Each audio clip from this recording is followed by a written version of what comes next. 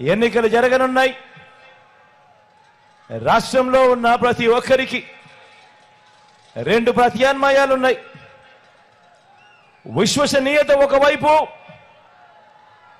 మోసం మరోవైపున ఉన్నాయి. నిజం ఒకవైపున, అబద్ధం మరోవైపున ఉన్నాయి. ప్రగతి, ఇంటింటి ప్రగతి ఒకవైపున, తిరోగమనం మరోవైపున. ఇంటింటి అభివృద్ధి ఒకవైపున, అసూయ మరోవైపున. మంచి ఓ వైపున, చెడు మరోవైపున.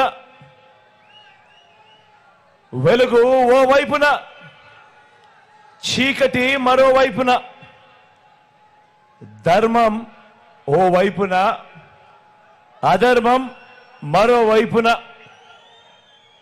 ఈ రెండు ప్రత్యామ్నాయాలు ఈరోజు రాష్ట్రంలో ఉన్న ప్రతి ఇంట్లోనూ కూడా ఆలోచన చేయాల్సిన అవసరం ఉన్న గడియలు.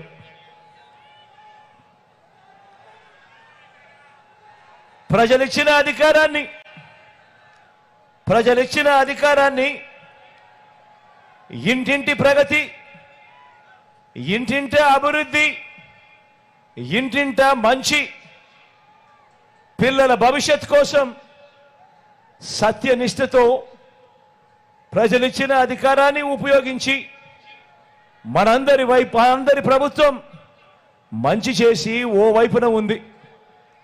ఇక మరోవైపు చూస్తే గతంలో ఒకసారి కాదు, గతంలో 3 సార్లు అధికారంలో ఉన్నా కూడా ఆ 3 సార్లు కూడా అబద్ధం, మోసం, అన్యాయం, తిరోగమనం, చెడు, చీకటి, వీటిని ప్రజలకు రిటర్న్ గిఫ్ట్గా ఇచ్చిన చంద్రబాబు బృందం మరోవైపున మన కళ్ళ ఎదుటే కనిపిస్తా ఉన్నారు. ఈ ఎన్నికలు జగన్కు చంద్రబాబు నాయుడుకు మధ్య యుద్ధం కాదు. ఈ ఎన్నికలు ఒక హ్యాబిచువల్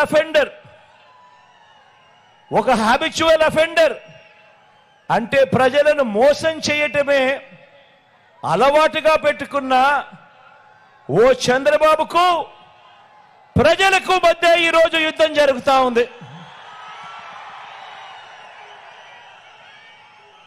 ఈ యుద్ధంలో మీ బిడ్డ నాది ప్రజల పక్షం అని చెప్పి ఈ సందర్భంగా చెప్పడానికి గర్వపడుతూ ఉన్నా. ఈ యుద్ధంలో దత్తపుత్రుడు, ఈ యుద్ధంలో మన ప్రత్యర్థులు చూడండి. ఈ యుద్ధంలో ఓ దత్తపుత్రుడు, ఓ ఎల్లో మీడియా అంటే ఈ పాటికే మీకు అర్థమై ఉంటుంది. ఓ ఈనాడు